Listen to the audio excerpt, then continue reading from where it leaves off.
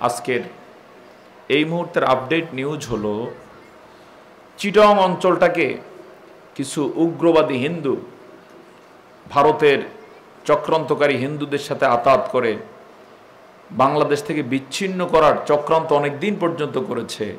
এই চক্রান্তকে কিছুটা গুছিয়ে এনে কিছুদিন আগে তারা বাংলাদেশের পতাকার উপরে গেরুয়া পতাকা উড্ডীন করেছিল। নাউজুবিল্লাহ বলুন। বাংলাদেশের পতাকার উপরে অন্য পতাকা যদি উড্ডীন করে, বাংলাদেশের পতাকা নামিয়ে ভিনদেশি কোনো পতাকা যদি তুলে ধরে, এটা ন্যায় না চরম অন্যায় বলতে পারেন? এটা কি দেশদ্রোহিতা, চরম অন্যায়। যে এই কাজ করেছে তাকে গ্রেপ্তার করা হয়েছে কয়েকদিন আগে। আজকে তাকে চিটং কোর্টে উঠানো হয়েছে। কোর্ট তাকে জামিন নামঞ্জুর করে জেল হাজতে প্রেরণের নির্দেশ দিয়েছে। কিন্তু আইনকে অমান্য করে সে এবং তার যে সকল হিন্দু উগ্রবাদীরা রয়েছে, বিশেষ করে তার সে উগ্রবাদী সাঙ্গপাঙ্গরা পুলিশের গাড়িতে হামলা করেছে, আইনজীবীদের গাড়িতে হামলা করেছে। সর্বশেষ নিউজ হলো সাইফুল ইসলাম নামে একজন মুসলিম আইনজীবীকে হত্যা করা হয়েছে, ওরা জবাই করেছে। এতে চিটং সহকারে সারা দেশ উত্তাল হয়ে পড়েছে। এর মধ্য দিয়ে তারা চায় বাংলাদেশ থেকে চিটংকে বিচ্ছিন্ন করে ভিনদেশি একটা দেশের সাথে সংযুক্ত করার জন্য। কোন মুসলমান বেঁচে থাকতে এটা কি মেনে নিতে পারে? এই বিষয়ে এই সময় খুব দুঃখের সাথে আপনাদের সামনে উল্লেখ করলাম। আমরা আল্লাহ তাআলার কাছে দোয়া করব, আল্লাহ তাআলা সেই দীর্ঘকাল পর্যন্ত বাংলাদেশের বিরুদ্ধে চক্রান্ত ষড়যন্ত্র করা হয়েছে, তুমি সব চক্রান্ত নস্যাৎ করে দিয়েছো। আজও যারা চক্রান্ত করছে সব চক্রান্ত তুমি নস্যাৎ করে দাও। সকলে বলি আল্লাহুম্মা আমিন। আল্লাহ তাআলা তুমি বাংলাদেশের সকল মুসলমানকে ধৈর্য ধারণ করার তৌফিক দান করো। চক্রান্তকারী যারা, তাদের চক্রান্তে তাদেরকে তুমি ফাঁসিয়ে দাও। সকলে বলি আল্লাহুম্মা আমিন। এবং যে মুহূর্তে আমরা কোরআনের তাফসীর শোনার জন্য বসেছি, আইনজীবীরা এই মুহূর্তে মিছিলে নেমে গিয়েছে ঢাকাতে, চিটংয়ে, বিভিন্ন জায়গায় জায়গায়। কারণ আইনজীবীর উপরে আঘাত এটা কোনো নরমাল বিষয় নয়। এবং ইতোমধ্যে বিভিন্ন পত্রপত্রিকা ইঙ্গিত দেওয়া হয়েছে, এর সাথে যুক্ত হয়েছে যারা পালিয়ে গিয়েছিল কয়েকদিন আগে, তারাও যুক্ত হয়েছে। নাউজুবিল্লাহ বলবো না? হিন্দুর সাথে যুক্ত হয়ে কেউ যদি রাজনৈতিকভাবে ফায়দা লুটতে চায়, এর চেয়ে নিকৃষ্ট আর হতে পারে না। আল্লাহ তাআলা হেফাজত করুন। সকলে বলে আল্লাহুম্মা আমিন। এটা হলো দেশের আপডেট নিউজ। আন্তর্জাতিক পৃথিবীতে যেই সব আমরা বসেছি, ইতিমধ্যে আপনারা জেনে থাকবেন ইউক্রেনে এবং রাশিয়াতে দীর্ঘ প্রায় 1 বছরের বেশি সময় জুড়ে যুদ্ধ চলমান রয়েছে। যে যুদ্ধটাকে ইতিমধ্যে যারা সমরবিদ রয়েছেন, যুদ্ধ বিশারদ রয়েছেন, তারা ইঙ্গিত দিয়েছেন এটাই মূলত বিশ্বযুদ্ধের প্রাইমারি লেভেল, অর্থাৎ বিশ্বযুদ্ধ শুরু হয়ে গেছে। কোনো বিশ্বযুদ্ধ যদি শুরু হয় তখন সেখানে 2-1 হাজার মারা যায়, বিষয়টা এমন নয়, কোটি কোটি মানুষের প্রাণহানি হয়, লক্ষ লক্ষ মানুষ মারা যায়, কেউ কারো হিসাব রাখতে পারে না। আপনারা এখানে যারা কুমিল্লা ওয়ার সিমেট্রি রয়েছে, কুমিল্লাতে দ্বিতীয় বিশ্বযুদ্ধকালীন সময়ে শুনতে পাচ্ছেন আপনারা? জি, আমরা একটু জিকির করি, লা ইলাহা ইল্লাল্লাহ।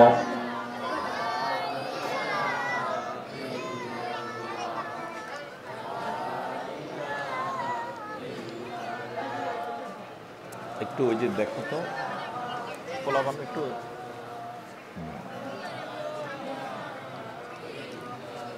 সুবহানাল্লাহ ওয়ালহামদুলিল্লাহ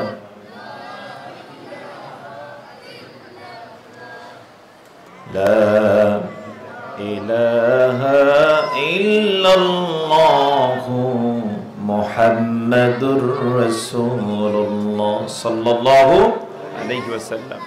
দ্বিতীয় বিশ্বযুদ্ধকালীন সময়ে জাপানের, পাকিস্তানের, ইন্ডিয়ার হাজার হাজার লোক নির্মমভাবে মৃত্যুবরণ করেছে। কার সন্তান হিসাবও পাওয়া যায় না, শুধু নাম সহকারে তাদের ওই যে লাশের সাথে নেমপ্লেট দিয়ে এরপরে যারা বাংলাদেশের সীমানায় মারা গিয়েছে তাদের বিরাট একটা কবরস্থান রয়েছে। কোন এলাকায়? কুমিল্লাতে। গেলে অবাক হতে হয়। এরকম আল্লাহ না করুন যদি যুদ্ধ শুরু হয়ে যায়, বিশ্বযুদ্ধ, তাহলে হাজার হাজার লক্ষ লক্ষ কোটি কোটি মানুষ নির্মমভাবে মারা যায়। সেই যুদ্ধ ইতোমধ্যে শুরু হয়েছে মর্মে সমরবিদগণ বলেছেন। এবং গত কয়েকদিন আগে রাশিয়া এই প্রথম আন্তঃমহাদেশীয় ক্ষেপণাস্ত্র নিক্ষেপ করেছে ইউক্রেনে। ইউক্রেন আবার আমেরিকার সহায়তা নিয়ে, ইসরায়েলের সহায়তা নিয়ে, ব্রিটেনের সহায়তা নিয়ে, দেশটা অত শক্তিশালী নয়, কিন্তু ওদের সাথে আতাত করে তাদের কাছ থেকে অস্ত্র এনে সেগুলো রাশিয়াতে নিক্ষেপ করছে। ছড়িয়ে পড়ার আশঙ্কা রয়েছে গোটা বিশ্বময়। সেই প্রেক্ষাপটে আমরা এই মাহফিলে বসেছি, যার কারণে অতীতের যে কোনো মাহফিলের চেয়ে মাহফিলের এই সময়টা গুরুত্ব কম না অনেক বেশি? আসতে পারে না, কম না বেশি?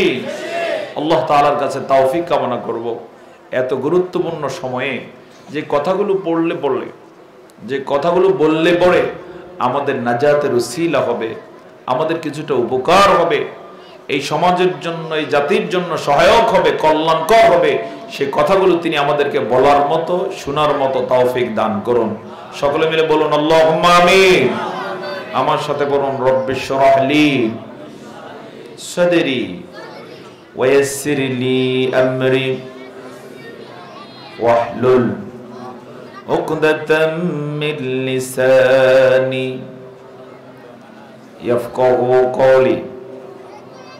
শুরুতে আমি একটু দৃষ্টি আকর্ষণ করব, যেহেতু এটা কোরআনের ময়দান, কোরআন থেকে ইনশাল্লাহ কথা বলা হবে, সেহেতু এই ময়দানের সম্মান আমাদেরকে রক্ষা করতে হবে। পারবো তো ইনশাল্লাহ? এই বাচ্চা যারা আছো, তোমরা কি শুনতে পাচ্ছ? মনে হয় তোমরা শোনো না। তোমাদের কি কান আছে? কার কার কান নাই? সবার আছে, মাশাআল্লাহ। তাহলে শুনতে হবে। আর যার কান নাই সে শোনার দরকার নাই, সে আসতে চলে যাবে, তোমাকে অনুমতি দেয়া হলো। এরপরে দুই একজন এখনো দাঁড়ানো আছেন, দয়া করে বসে যান। বসলেই লাভ। বসলে লাভ না লস? গতকালকে কিছুটা বলেছি আপনাদেরকে। বসে যান, হাঁটাহাঁটি করা যাবে না। কেউ যদি স্টেজে আসার তাকে নিরিবিলি আসবেন, বসে যাবেন। সামনে যারা আছেন নিরিবিলি অবস্থান গ্রহণ করুন ইনশাআল্লাহ বিইজনিল্লাহ। অল্প সময় আমরা অনেক কথা বলা দরকার, বলতে চেষ্টা করব। সকলে বলেন ইনশাআল্লাহ। ওমা তৌফিকি ইল্লা বিল্লাহ। আমি একটু জানতে চাই কোন সূরা থেকে কালকে কথা বলেছিলাম? সূরা হুজুরাত। সূরা হুজুরাতে মোট কত আয়াত আছে যেন? 18 আয়াত। কয় আয়াতের আলোচনা ছিল কালকে? 8 আয়াত। মাশাআল্লাহ। যতটুকু আপনারা শেয়ার করেছেন আপনাদেরকে অভিনন্দন। আল্লাহ তাআলা আপনাদের জ্ঞান, প্রজ্ঞা, মেধা আরো বাড়িয়ে দিন। সকলে বলে আল্লাহুম্মা আমিন। সম্মানিত হাজিরিন, গতকালকে আমি বলেছিলাম এই সূরার মধ্যে কয়টা অক্ষর আছে যেন? অক্ষর বলা যাবে? আচ্ছা, এটা আপনারা স্মরণ করতে চেষ্টা করুন। একান্ত যদি আপনারা না পারেন আমি স্মরণ করিয়ে দেব। সকলে বলেন ইনশাআল্লাহ। তো আজকে নিয়ত করেই বসেছি যে গোটা সূরাটা থেকে আমরা কথা বলবো। ওমা তৌফিকি ইল্লা বিল্লাহ। সম্মানিত হাজিরিন, আজকে আমি 2টো আয়াত তেলাওয়াত করেছি, তাহলে 8 আর 2 কত হয়ে যাবে? 10। এভাবেই 18 পর্যন্ত যাওয়ার নিয়ত আছে নির্ধারিত সময়ের মধ্যে। তবে এক্ষেত্রে আপনারা সহায়তা করা লাগবে, যেন আমরা আপনাদের সহায়তা না থাকার কারণে আলোচনা খেন্তি দিয়ে আপনাদের দৃষ্টি আকর্ষণ করতে হয়, এইটা করা যাবে না। আমার সাথে সকলে কণ্ঠ ছেড়ে শয়তান থেকে আল্লাহর কাছে আশ্রয় চাওয়ার জন্য পড়ুন আউযু বিল্লাহি মিনাশ শাইতানির রাজীম বিসমিল্লাহির রাহমানির রাহিম ওয়া ইন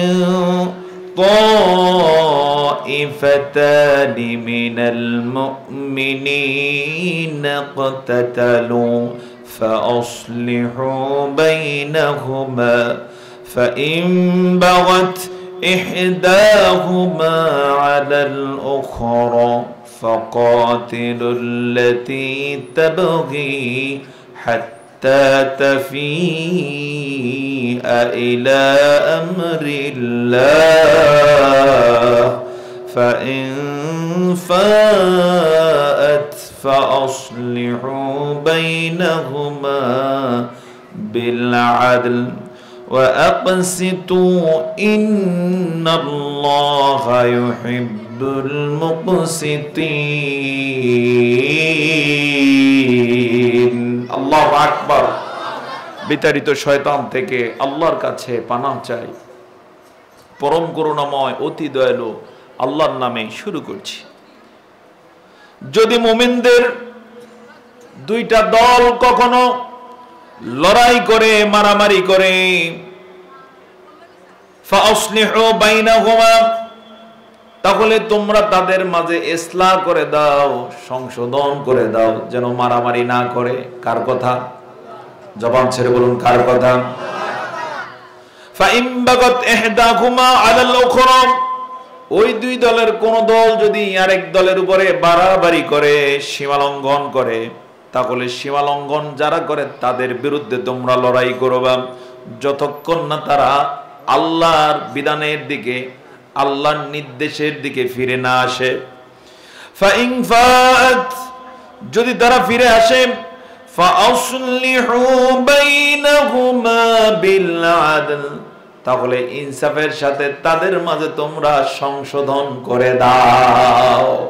ওয়া আকসিতু আর তোমরা ইনসাফ করো, ন্যায় বিচার করো। নিশ্চয়ই নিশ্চয়ই আল্লাহ তাআলা যারা ইনসাফ করেন তাদেরকে ভালোবাসে। ব্যাখ্যা: সমাজে যদি কখনো মুমিনদের দুইটা দল মারামারি করে, ঝগড়া ফাসাদ করে, সেক্ষেত্রে মুমিনদের নিরপেক্ষ যারা রয়েছেন, মুমিনদের দায়িত্বশীল যারা রয়েছেন, সত্যিকারের ঈমানদার যারা রয়েছেন, তারা এক হয়ে এদেরকে থামিয়ে দিবে। জোরে বলুন না সুবহানাল্লাহ। ঝগড়া ফাসাদের আশঙ্কা আছে না নাই? হতেই পারে। হাড়ি পাতিল যদি একসাথে থাকে একটু কি বাড়ি লাগতেই পারে, কিন্তু সেই সুযোগে মারামারি যখন দেখেছেন, ঈমানদারদের দায়িত্ব হচ্ছে কারো পক্ষ নিবে না, কি করবে? তাদের মাঝে সংশোধন করে দিবে। সুবহানাল্লাহ বলবেন না? তাদের মাঝে কি করবে? সংশোধন করবে, ইসলাহ করবে। একা একা না, তাদেরকে নিয়ে বসবে যে থামো, সংশোধন করে দিবে। যদি সংশোধন করে দেয়া হয়, লাভ না লস? আসতে বলবেন না, লাভ না লস? কিন্তু যদি সংশোধন না করে, যে হয়তো আমার এলাকার, ওর পক্ষ নিতে হবে, ও আমার এলাকার না, বা আগের শত্রুতা আছে, তার বিপক্ষে আমি আসি, তাহলে আরো ঝগড়া বাড়লো না কমলো? এতে ক্ষতিটা কার হয়? ক্ষতিটা কার হয়? সবার হয়।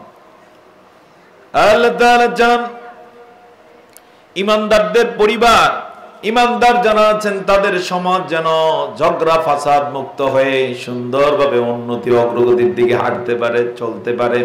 সবার মাঝে যেন সদ্ভাব তৈরি হয়, সবাই সবার সম্মান করেন, শ্রদ্ধা করেন, স্নেহ করেন, ভালোবাসেন, যেন ঝগড়া ফাসাদ করে অস্তিত্ব নষ্ট না হয়ে যায়। এজন্য সরাসরি বলছেন, তোমাদের মাঝে ঈমানদারদের কখনো যদি দুইটা দল পরস্পরে ঝগড়া করে, তোমরা তাদের মাঝে মীমাংসা করে দিবা। সেক্ষেত্রে সেই মীমাংসার সুযোগ না নিয়ে কিছু লোক আছে সরাসরি কোন এক পক্ষ নিয়ে নেয়। বাজারের মধ্যে মারামারি লাগছে, শুধু চিৎকার দেওয়া, লোকেরা আসলো লাঠি নিয়ে, কে কারে মারলো কোনো হিসাব নিকাশ নাই। পরে যখন মাথা ঠান্ডা হয়, দেখে যে ক্ষতি কি ব্যাপক, খুঁজে পাওয়া যায় সবগুলো হসপিটালের বেডে। এরকম ঘটনা আছে না নাই? অবশ্য চরাঞ্চলে গজেরিয়াতে এই জাতীয় দুর্ঘটনা নাই। হ্যাঁ, এই যে চেয়ারম্যান সাহেব আছেন, আলহামদুলিল্লাহ, তিনি বলেছেন কম। বলুন না আলহামদুলিল্লাহ। আমরা কমকে জিরোতে আনতে চাই, পারবো কিনা ইনশাআল্লাহ। যেখানেই দেখবেন ঝগড়া হচ্ছে, দায়িত্ব কি? সেটাকে মিটমাট করে দেয়া। কিন্তু এটা না হওয়ার কারণে কি হচ্ছে? এই ঝগড়া বাড়তে বাড়তে এমন হয়, সর্বশেষ তো থামা লাগে। সব যদি মায়ের ফিট ফাটি হয়, তো মায়ের ফিট কম খায় না বেশি খায়? কথা বলুন, বেশি খায়। এমন কোন মায়ের ফিট কখনো দেখবে না যে শুধু এক পক্ষ খাইছে, আরেক পক্ষ খায় নাকি? খায় না। কেউ একটু কম, কেউ একটু বেশি। খাওয়ার পরেই থামে না, প্রথমে যায় কোথায়? হসপিটালে। কেউ আগে থানায় যেতে যায়, তখন থানাও এক্ষেত্রে খুব শেয়ান, এরা তো জানে যে কারে কিভাবে শায়েস্তা করতে হবে, কারে কিভাবে সোজা করতে হবে। আগে থানায় যান, ওখান থেকে রিপোর্ট লাগবে। গেল থানায়, সেখান থেকে কোথায় গেল? হসপিটালে। হসপিটাল থেকে রিপোর্ট আনলো, একটা মামলা দিয়ে দিল। মামলা দিতে গিয়ে অতীতের রেকর্ড হচ্ছে কোনোদিন সত্য কথা সেখানে লেখা হয় না। বাড়ি দিছে একটা, কয় আমার বাড়ি দিছে 10টা।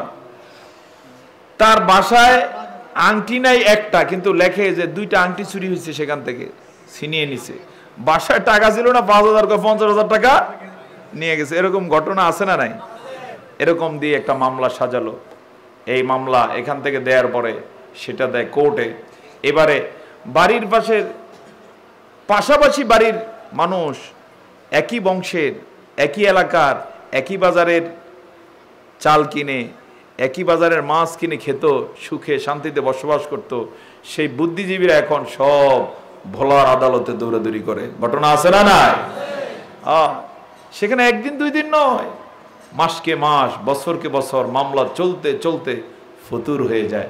মাঝের থেকে একজন লাভবান হয়, বলতে পারেন কে? আইনজীবী। আর তার আগে একটু লাভবান হয় পুলিশ। এর উদাহরণটা হচ্ছে এমন, যেমন একজনে একটা গাই পালেন, তো তিনি গাইটার অনেক কষ্ট করে ঘাস খাওয়ালেন, আরেকজনে দেখাশোনা করতেন। তো এই দেখাশোনা এবং পাশাপাশি এটা লালন পালন করতে গিয়ে একদিন 2 জনের মাঝে ঝগড়া হলো। একজনের রশি ধরে সামনে টানতেছে, আরেকজনের পিছে টানতেছে। একজন আইনজীবী যাওয়ার সময় বলছে, ঘটনা কি? বলল, এই ঘটনা, আমাদের মাঝে একটু দ্বন্দ্ব দেখা দিছে। আর সে দেখে যে ওলানে অনেক দুধ, পরে সবগুলো দহন করে নিজে নিয়ে গেল, ওগুলো ঝগড়ার মধ্যেই থাকলো। আইনজীবীদের বিষয়টা হচ্ছে, যারা সত্যিকারের ভালো আইনজীবী নয়, ভালো আইনজীবীও আছে, কিন্তু সত্যিকার অর্থে যারা ভালো নয়, চায় যে যত সময় তাদের বেশি ক্ষেপণ করা যায় তত ফি বেশি পাওয়া যাবে। তখন দেখা যায় যেই মামলা 1 মাসে ডিসমিস যোগ্য, সেই মামলা 1 বছরও, 6 বছরও, 12 বছরও ডিসমিস হয় না। এই অসুবিধায় পড়ার কারণ কি? জবাব হলো সূরা হুজুরাতের 9 নম্বর আয়াত। আল্লাহ তাআলা ঈমানদারদেরকে বলে দিয়েছিলেন, তোমাদের ঈমানদারদের 2 গ্রুপ যদি কখনো মারামারি করে, তোমরা যারা আছো, নিরপেক্ষ যারা আছো, সম্মানিত যারা আছো, ক্ষমতাধর যারা আছো, 2 জনের মাঝে, 2 গ্রুপের মাঝে, 2 দলের মাঝে ইনসাফ করে দিবা। 2 গ্রুপের মাঝে তোমরা ইসলাহ করে দিবা, সংশোধন করে দিবা। যেহেতু আল্লাহর বিধান কেউ মানে না, এই কারণে তারা নাকে রশি লাগিয়ে ঘুরতে হয়। আমরা এইভাবে আর ঘুরতে রাজি না। রাজি আছে কিনা ইনশাআল্লাহ? প্রথমত, আর ঝগড়া বিবাদই যাব না। প্রাইমারি লেভেলে অনেক ঝগড়া আছে, যদি কেউ কারো একটু ছেড়ে দেয়। যেমন ঝগড়া লাগছে টুল নিয়ে, 2 দোকানদার, যে টুল এটা আমার, সে বলে আমার।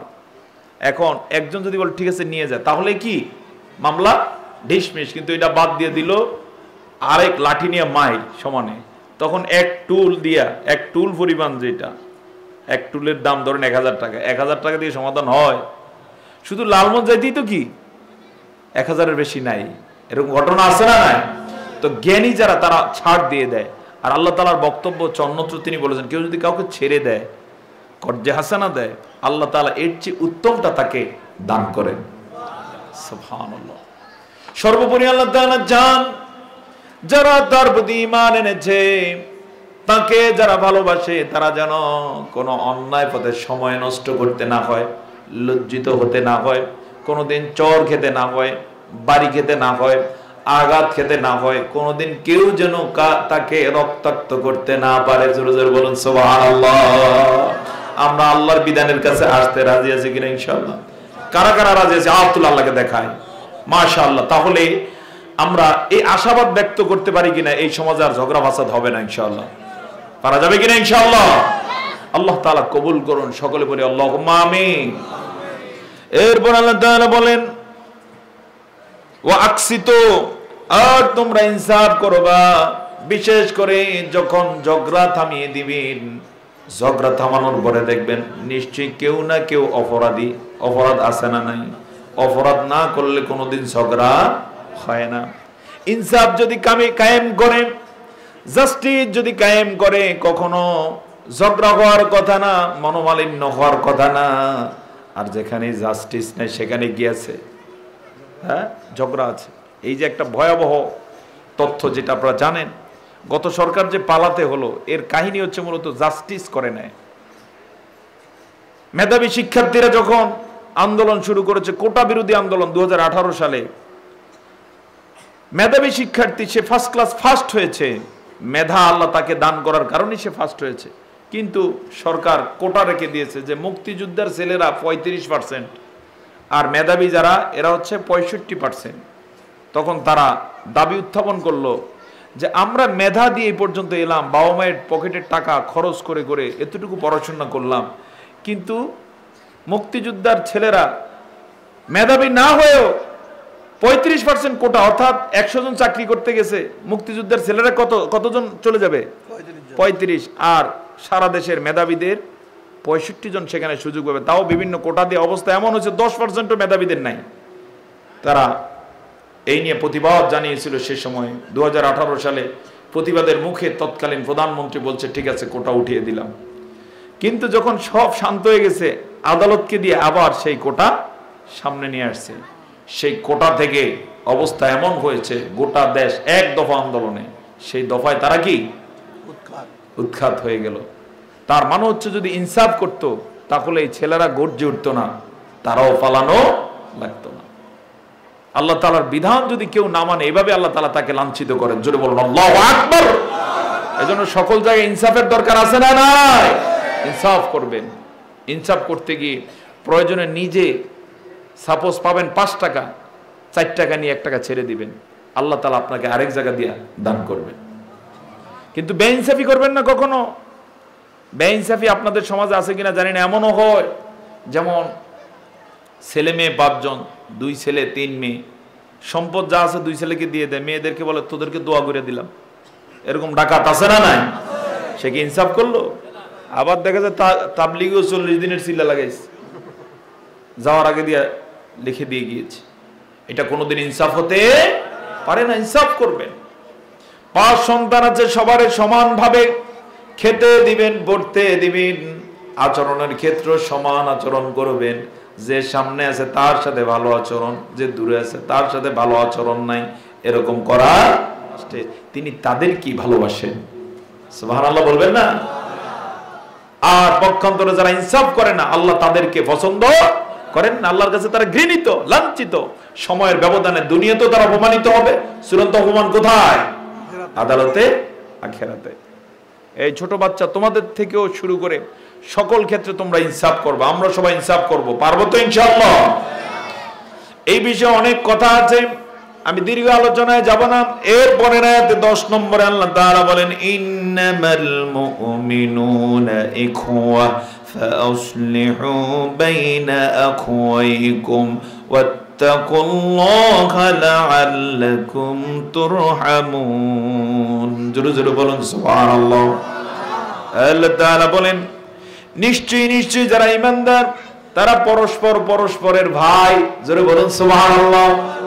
একটু কিছু সময়ের জন্য, কয়েক সেকেন্ডের জন্য মনটাকে স্থির করুন, আপনার ডানে বামে তাকান। এখানে যারা আছে সব আমাদের ভাই।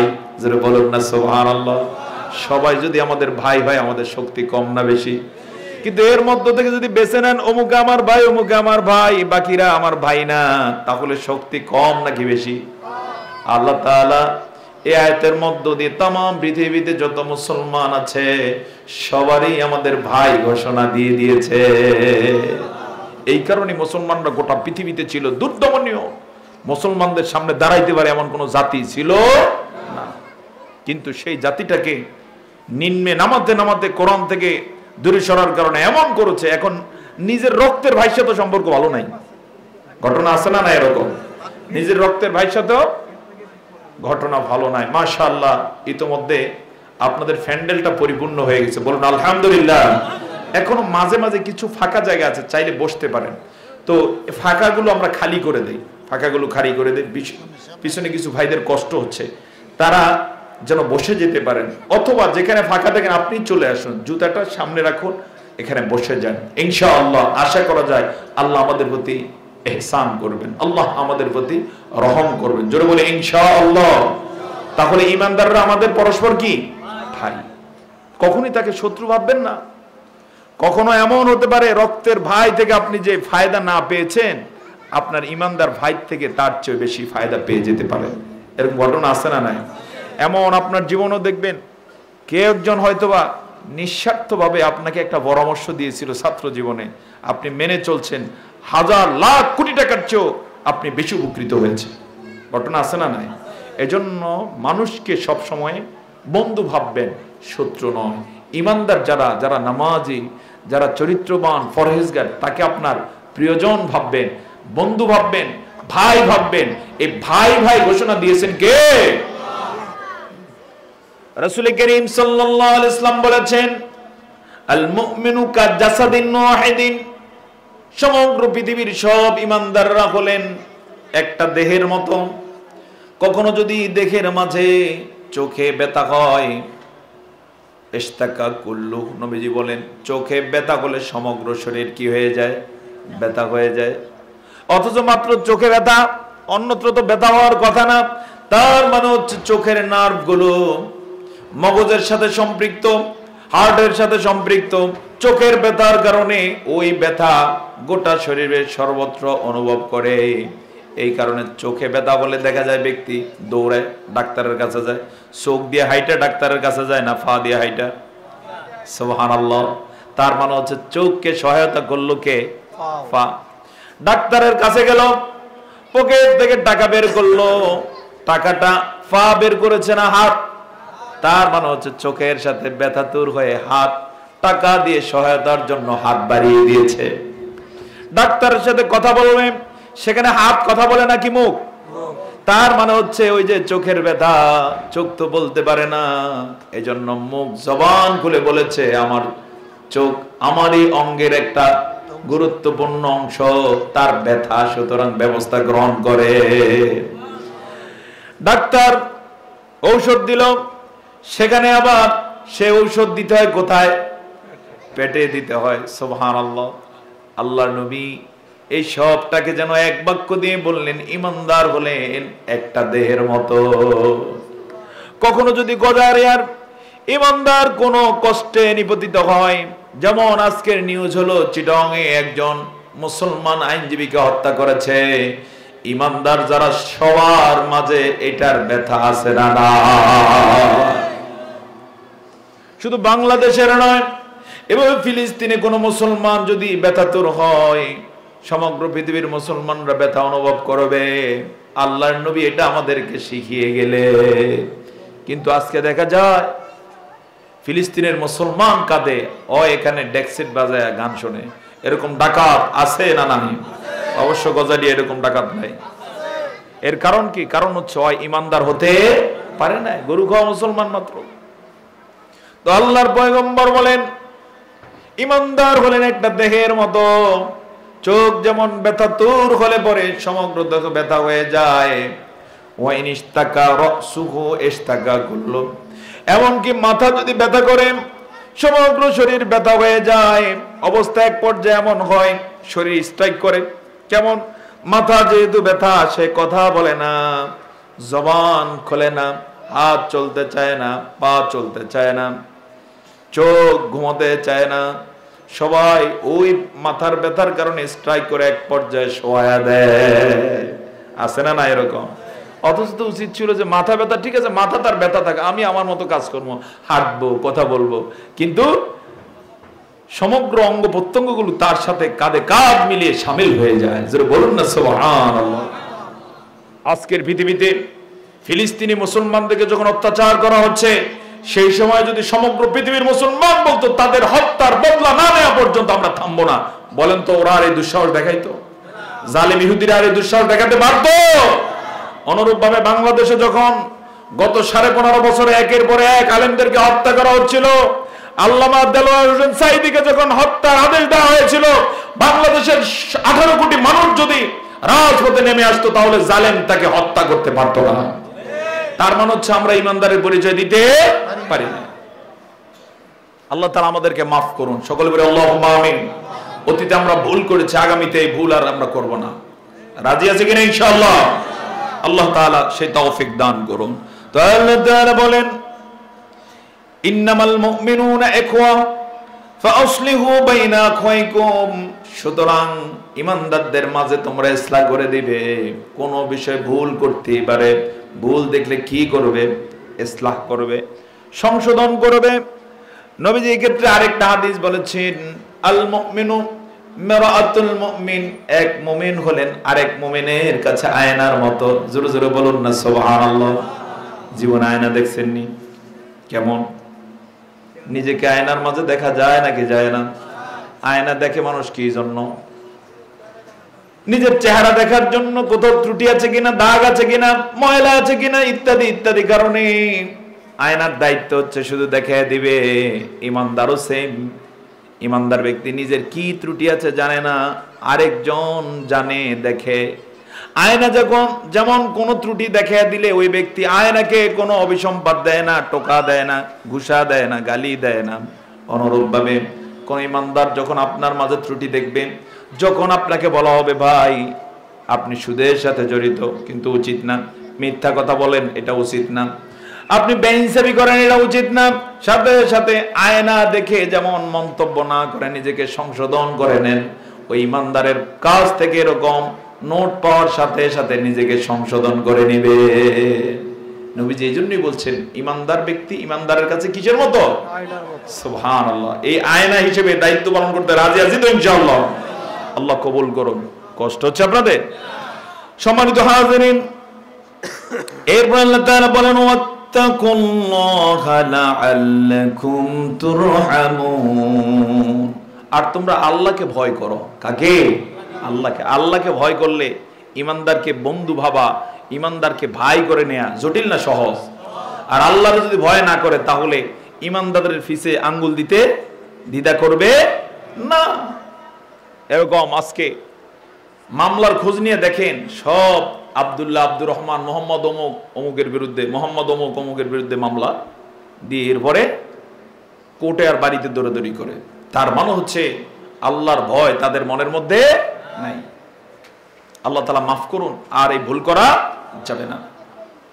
ইসলাম এসেছে মূলত এই জন্যই যে মানুষ আগে ভুলের মধ্যে যেন আর ভুল না করে। আপনারা এই গল্প শুনে থাকবেন, হযরত আবু বকর সিদ্দিক রাদিয়াল্লাহু তাআলা আনহু যখন খলিফা হলেন, খলিফা হওয়ার পরে তিনি প্রধান বিচারপতি নিয়োগ দিলেন হযরতে ওমর রাদিয়াল্লাহু তাআলা আনহুকে। 1 বছর পর্যন্ত প্রধান বিচারপতির দায়িত্ব পালন করার পরে একদিন কাগজপত্র যা আছে সব নিয়ে এসে বললেন, কি দায়িত্ব আমারে দিলেন, 1 বছরে একটা মামলা আমার কাছে আসে নাই। সুবহানাল্লাহ বলবেন না? সুবহানাল্লাহ। প্রধান বিচারপতি মুসলিম জাহানের, এরকম বাংলাদেশের মতো ছোট কোনো এরিয়া নয়, মুসলিম জাহানের প্রধান বিচারপতি রিপোর্ট করছেন খলিফার কাছে যে আমার কোর্টে কোনো মামলা এই গত 1 বছরে আসে না, সুতরাং আমার এই দায়িত্ব দরকার নাই। সুবহানাল্লাহ। হযরত আবু বকর বলে উঠলেন, ওমর আদ-দীনু ওয়ান-নাসিহা, ওমর রে, আমরা যে দিন পেয়েছি, আমরা যে ইসলাম পেয়েছি, এটা হলো সবার জন্য নসিহত, উপদেশ। সুতরাং এই কারণেই গত 1 বছরে কোনো মামলা আসে না, কারণ সবাই এখন সবার আপনজন মনে করে। সুতরাং কেউ যদি কাউকে আপন মনে করে তার বিরুদ্ধে মামলা দিতে পারে। যেমন সন্তান অনেক ভুল করে, কিন্তু কোনো বাবা যদি সত্যিকারের বাবা হয়ে থাকে, সন্তান পারিবারিকভাবে ভুল করছে, তারে কখনো পুলিশের হাতে তুলে দেয়? কখনো মামলা দেয় কোর্টে গিয়া? দেয় না। বরং রাতের আধারে মাথায় হাত বুলে বলে, বাবা তুই আমার কষ্ট দিয়েছিস, আর কষ্ট দিস না। সন্তানও তখন পা জড়িয়ে ধরে, বাবা আমি বুঝি না, আমার মাফ করে দিও। ডিসমিস নাকি এরপর মামলা থাকে? ইসলাম এরকমটাই চায়। সুবহানাল্লাহ বলো। এজন্য আল্লাহ তাআলা বলেন, আত্তাকুল্লাহ, তোমরা আল্লাহকে ভয় করো, লাআল্লাকুম তুরহামুন, আশা করা যায় যদি আল্লাহকে ভয় করো, যদি নিজেদের মাঝে ইনসাফ করো, যদি নিজেরা ভাই ভাই পরিচয় দিয়ে চলো, আল্লাহ তোমাদের প্রতি দয়া করবেন। সুবহানাল্লাহ। অর্থাৎ নিজেরা যদি আল্লাহর বিধান মানে, আল্লাহর দয়া আছে না নাই? আসতে বলেন, আছে না নাই? আল্লাহ দয়া করলে যেটুকু ক্ষতি হয়েছে এটুকু কি হয়ে যাবে? পূরণ হয়ে যাবে। সম্মানিত হাজিরিন, এরপরের একটা খুব গুরুত্বপূর্ণ, আল্লাহ তাআলা বলেন, ইয়া أيها الذين آمنوا لا يسخر قوم من قوم عسى أن يكونوا خيرا منهم ولا نساء من نساء عسى أن يكن خيرا منهن ولا تلمزوا أنفسكم ولا تنابزوا بالألقاب بئس الاسم الفسوق بعد الإيمان ومن لم يتب فأولئك هم الظالمون আল্লাহ তাআলা বলেন, হে যারা ঈমান এনেছো, লা ইয়াসকার কওমুম মিন কওমিন, তোমরা কোন জাতি অন্য জাতিকে কখনো উপহাস করিও না, তারে লজ্জা দিও না, তারে নিয়ে হাসাহাসি করো না। আশা করা যায় সে তোমাদের চেয়েও সেরা হতে পারে। কার কথা? কার নিষেধাজ্ঞা? যে কাউরে উপহাস করিও না কখনো। আপনারা দেখবেন যারে নিন্দা করে সময়ের ব্যবধানে সেই সম্মানিত। ঘটনা আছে না? না পক্ষান্তরে যে নিজেরে মনে করছে অনেক কিছু, সময়ের ব্যবধানে খয়রাত করে। আপনারাও দেখে থাকবেন, আমরা দেখেছি আমাদের জীবনে। যুবক যে সময় তাগড়া যুবক, ভাবটা কি, আরেকজনকে কেয়ারই করতো না, কিন্তু সময়ের ব্যবধান এখন ভিক্ষা করে বালিয়ে বেড়ায়। আছে না? নাই? আল্লাহ তাআলার নিষেধাজ্ঞা মানলে কখনো এই পরিণতি বরণ করা লাগতো না। এজন্য কখনো কাউকে উপহাস করবেন না। সে আপনার চেয়ে হয়তো কালো, আপনার চেয়ে গরিব, সন্তানগুলো হয়তোবা তার মানুষ হয়েছে, আপনারগুলো আরো ভালো মানুষ হয়েছে, এই কারণে উপহাস করবেন না। আপনি ব্যয়, অনেক শিক্ষিত, অনেক ভদ্র, অনেক ধন সম্পদ, আর আপনারই ব্যয় হয়তো এত সম্পদ নাই, সন্তানগুলো এত ভালো জায়গায় যেতে পারে না, এজন্য তুচ্ছ তাচ্ছিল্য করবেন। এটা হালাল নয়, সম্পূর্ণ হারাম। হারাম করে দিয়েছেন কে? এজন্য কখনোই এমন ভাবে তার সাথে আচরণ করবেন না যে আচরণ সে কষ্ট পায়। আল্লাহ নিষেধ করেছেন যে তারে উপহাস করবা না, বরং সম্মান দিবেন, বিনয়ী হবেন। আল্লাহ তাআলা তখন আপনার সম্মান বাড়িয়ে দিবেন। হাদিস সহিহ মুসলিমের বর্ণনা, আল্লাহর পয়গম্বর বলেন, মান তাওয়াদা লিল্লাহি রাফাহুল্লাহ, যে ব্যক্তি আল্লাহর জন্য কারো কাছে বিনয়ী হয়, যেমন ছাত্র শিক্ষকের সামনে কি হয়? বিনয়ী হয়। যুবক মুরব্বীর সামনে বিনয়ী হয়। বাবার কাছে সন্তান বিনয়ী হয়। শ্বশুরের কাছে বিনয়ী হয়। বড় ভাই ছোট ভাই বড় ভাইয়ের কাছে বিনয়ী হয়। যদি নিয়ত থাকে যেহেতু তারা সম্মানিত, আমি বিনয়ী হয়, স্বাভাবিক। এভাবে যদি কেউ কারো কাছে আল্লাহর জন্য বিনয়ী থাকে, নিজেকে দুর্বল রাখে, আল্লাহ নবী ওয়াদা করেছেন আল্লাহ তাআলা তার সম্মান বৃদ্ধি করে দেয়। বাবার সামনে সে ছোট থেকেছে, এমন জায়গায় আল্লাহ বড় করবেন যেটা সে কল্পনাও করে নাই। কিন্তু বাপটা এরকম যে আমার কি শক্তি কম নাকি, মুরব্বী কি বোঝে, হুন্ডা চালা এরকম ঘুম ঘুম করে যায়, মুরব্বীরা পারে না যেন লাভ দিয়ে বাইরে ঘুরে যায়। এরকম ঘটনা অবশ্যই অঞ্চলে নাই। এরকম যদি করে এমন জায়গায় অপদস্থ হবে যেটা সে কল্পনাও করে নাই। সম্মানিত কওমি আমাসিম, এরপর আল্লাহ তাআলা বলেন অনুরূপভাবে ওয়ালা নিসাউম মিন নিসাইন আসা আন ইয়াকুননা খায়রাম মিনহুন, অনুরূপভাবে কোন নারী আরেক নারীকে উপহাস করবে না। যেমন জালে জালে নিজে অনেক হয়তোবা ধনী মানুষের মেয়ে, স্বামী অনেক ভদ্র, অনেক ইনকাম করে, পাশাপাশি আরেক ভাইয়ের স্ত্রী, সেই ভাইয়ের ইনকাম এত নাই, বংশ এত ভালো নয়, যার কারণে দেখা যায় একজন অনেক গৌরব দেখায়, শাশুড়িও তাকে খুব মূল্যায়ন করে, আর আরেকজন কষ্ট পায়, তার আঘাতে ব্যথা পায়। আল্লাহ তাআলা এই জাতীয় আচরণ সরাসরি হারাম করে দিয়েছে। অহংকার করা যাবে না, উপহাস করা যাবে না। আল্লাহ তাআলা বলেন এটা করবা না। আশা করা যায় হয়তোবা তোমার চেয়েও সে সেরা, হয়তোবা এমন হতে পারে সে আল্লাহর কাছে অনেক প্রিয়, এমন হতে পারে সে নামাজি, এমন হতে পারে সে পর্দানশীল, এমন হতে পারে সে আল্লাহকে তোমার চেয়ে বেশি ভয় করে। আর আল্লাহর যে ভয় করে তার দাম আছে না নাই? আসতে বলবেন আছে না নাই? আল্লাহ তাআলা আরো বলেন ওয়ালা তালমিজু আনফুসাকুম, অনুরূপভাবে কেউ কারো পিছনে লেগে থাকবা না। আছে না না এরকম? আরেকজনের পিছনে লাগে, আল্লাহ তাআলা আরো বলেন ওয়ালা তানাবাজু বিল আলকাব, কেউ কাউকে কখনো মন্দ নামে ডাকবা না। যেমন নাম হচ্ছে ইউনুস, কইনুচ্চা আছে না না এরকম, এগুলো হালাল না হারাম? ডাকবেন না এরকম। নাম হচ্ছে আব্দুর রহমান, রহমান করে, এগুলো সব আল্লাহ নিষেধ করে দিয়েছেন, এটা করবেন না। আল্লাহ তাআলা এভাবে বলেন ওয়ালা তানাবাজু বিল আলকাব, বিশেষ করে মন্দ নামে ডাকবা না। কেন ডাকবা না? বিসাল ইসমুল ফুসুকু বাদাল ঈমান, কারণ হলো ঈমান আনয়নের পরে মন্দ নামে ডাকা সবচেয়ে নিকৃষ্ট কাজ। যে লোকটা ঈমানদার, আপনি তাকে ডাকলেন তুচ্ছ তাচ্ছিল্য করে, এই কাজটা ভালো না, ভয়াবহ খারাপ, এটা করা যাবে না। সমাজে কিছু ভুল আছে আরো, যেমন নাম রাখছে আব্দুর রহমান, সেখানে আব্দুর রহমান না বলে রহমান, আর যদি মন্দ নামে ডাকে তাহলে কি নাম বলে? যেটা একটু আগে বললাম রহমান না, এগুলো জায়েজ নেই। আব্দুর রহমান নাম রাখলে আব্দুর রহমানই ডাকা উচিত। রহমান শব্দের অর্থ হচ্ছে রহমান, এটা কার নাম? আর আব্দুর রহমান হচ্ছে আল্লাহর গোলাম, অর্থাৎ রহমানের গোলাম। এই জন্য এই জাতীয় নাম রাখতেও সাবধান, আর রাখলে পরে হুবহু সেই নামেই ডাকতে হবে। বলতে পারেন হুজুর আমার এত সময় নাই এই জন্য ডাকতে হয়। আপনার কিসের সময় নাই, কতটুকু আর আপনার তারা? এই জাতীয় কথা বলে কাউকে মন্দ নামে অথবা সরাসরি তার নামের অর্ধেক ডেকে কখনো গুনার কাজ করা যাবে না।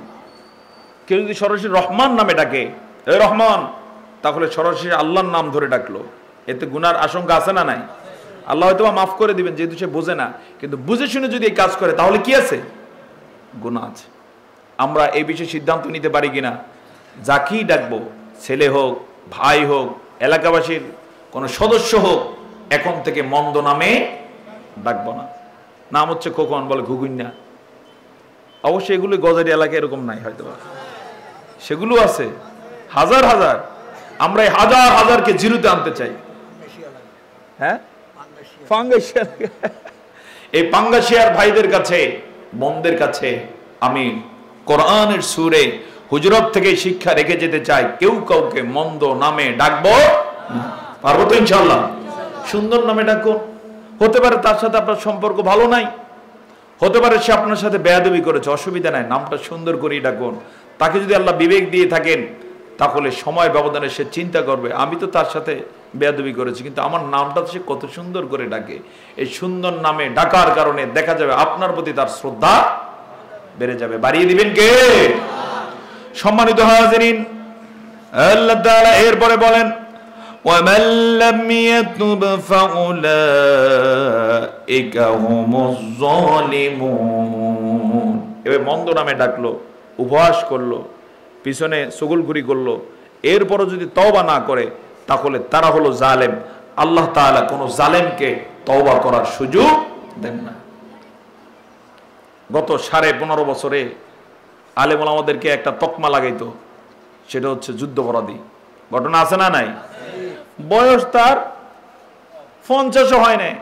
যেমন ঢাকা শহরের কোন এক সময় আমির ছিলেন মাওলানা রফিকুল ইসলাম খান, বাংলাদেশের বরেণ্য একজন স্কলার, যিনি রাজশাহী বিশ্ববিদ্যালয়ের সিনেট সদস্য, তারও যুদ্ধাপরাধের নাম দিয়েছে। যেই একটু হক কথা বলতো আলেম ওলামাদের, হেরি কি বলতো? রাজাকার, যুদ্ধাপরাধী। ঘটনা আছে না নাই? এগুলো কি বলেন তো হালাল না হারাম? হারাম। এই হারাম কাজটা করেছে একটা গোষ্ঠী। যদি কোনোদিন কোনো আলেম তাদেরকে এই সূরা হুজরাত থেকে শিখাতো, আমি বিশ্বাস করি মুসলমান হয়ে থাকলে কোনোদিন আর এই ভুল করতো না। এজন্য তাফসীর সবার দরকার আছে না নাই? তাফসীর সবার দরকার। এলাকার ধর্ম বর্ণ নির্বিশেষে, ধনী গরিব নির্বিশেষে, শিক্ষিত অল্প শিক্ষিত সবার জন্যই তাফসীর দরকার। তাহলে অনেক ভুল কি সংশোধন হয়ে যাওয়ার সুযোগ আছে। আপনাদেরকে মোবারকবাদ, এই তাফসীরের আয়োজন করেছেন, ভুল সংশোধনের সুযোগ আছে না নাই? আমরা ভুল সংশোধন করে নিতে চাই। আল্লাহ যেভাবে বলছেন আমরা সেভাবেই চলবো। রাজি আছি কিনা ইনশাআল্লাহ? আল্লাহ তাআলা কবুল করুন। সকলে বলে আল্লাহুম্মা আমিন। তো আল্লাহ তাআলা বলেন